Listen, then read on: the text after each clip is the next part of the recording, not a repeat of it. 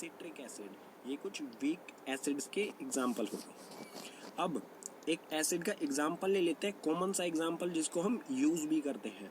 तो हम लेंगे लेमन। लेमन जो होता है वो एसिडिक नेचर का होता है।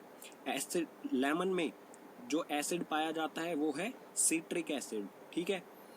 और जब ब्लू लिटमस पेपर को लेमन के कांटेक्ट में लाया जाएगा तो वो रेड कलर में कन्वर्ट हो जाएगा। आप यहाँ पर देख सकते हैं ये ब्लू लिटमस है, जितना ये एसिड यानी कि लेमन जूस के कांटेक्ट में आया उतना ये रेड में चेंज हो गया, ठीक है। अब एसिड में दो टर्म्स आती हैं, कंसंट्रेटेड एसिड और डाइल्यूट एसिड। तो ये क्या होते हैं? कंसंट्रेटेड एसिड हम उसे कहेंगे जिसमें एसिड की क्वांटिटी ज़्यादा हो और वाटर की क्वांटिटी कम हो, उसे कहा जाएगा कंसंट्रेटेड एसिड, ठीक है। और डाइल्यूट एसिड में जो है वो एसिड की क्वांटिटी कम होती है और वाटर की क्वांटिटी ज़्यादा होती है, ठीक है। तो उसे कहा जाएगा डाइल्यूट एसिड। या फिर हम कह सकते हैं कि जो कंसंट्रेटेड एसिड होते हैं अगर इसमें वाटर ऐड कर दिया जाए तो ये डाइल्यूट एसिड में कन्वर्ट हो जाते हैं, ठीक है। अब देखते हैं बेसिस की प्रॉपर्टीज। तो बेसिस क्या होते हैं? These are bitter in taste. Bases जो हैं वो टेस्ट में बिटर यानी कि कड़वे होते हैं। Second, they turn red litmus to blue.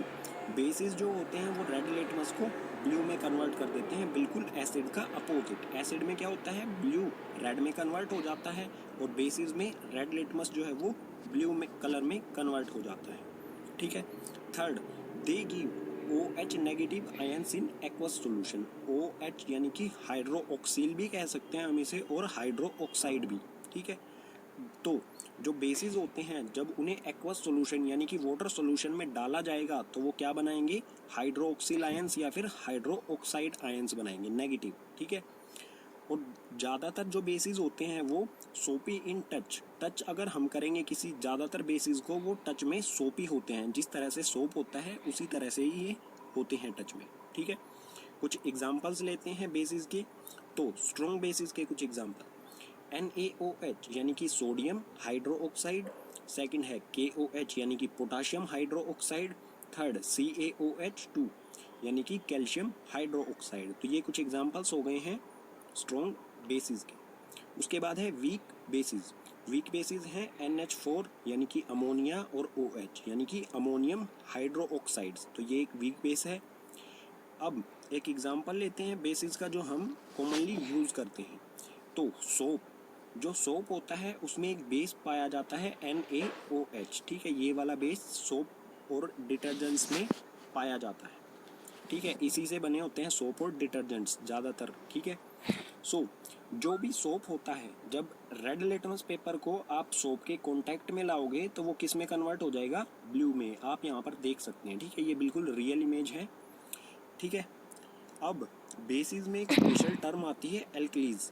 Alkalis क्या होते हैं? These are bases which are soluble in water. Alkalis ऐसे बेसिस होते हैं जो वाटर में सोल्यूबल यानी कि मिक्स हो जाते हैं। जैसे हमारे सोप या डिटर्जेंट्स जो होते हैं वो इजीली मिक्स हो जाते हैं और वो किससे बने होते हैं? NaOH यानी कि सोडियम हाइड्रोक्साइड। तो हम सोडियम हाइड्रोक्साइड को एल्कलीज कह सकते हैं, ठीक है, क्योंकि ये वाटर में इजीली मिक्स हो जाते हैं। सो पीछे वाले पेजेस पर पढ़ा हमने एसिड और बेसिस की प्रॉपर्टीज़ के